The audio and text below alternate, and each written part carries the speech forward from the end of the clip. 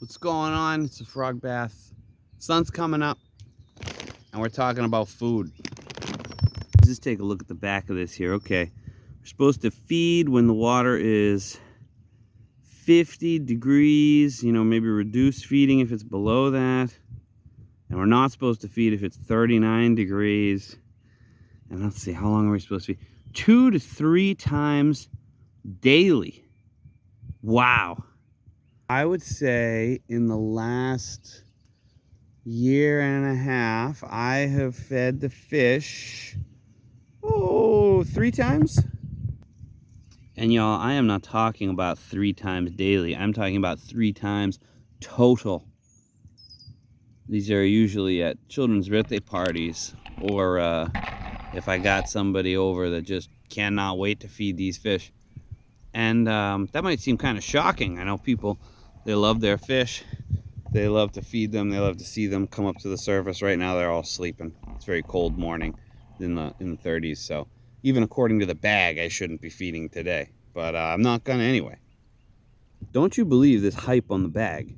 You put extra food in your water, you're going to get algae. That's a 100% guarantee. But they don't put that guarantee on the bag. Let's go underwater and see why we're not feeding these fish.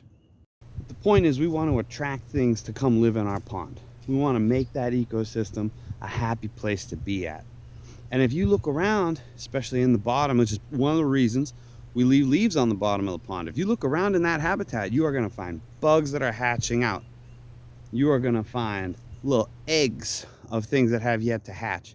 You're going to find algae growing on that stuff. And it all needs to kind of be in balance. But once it is, it's a buffet down there for these fish.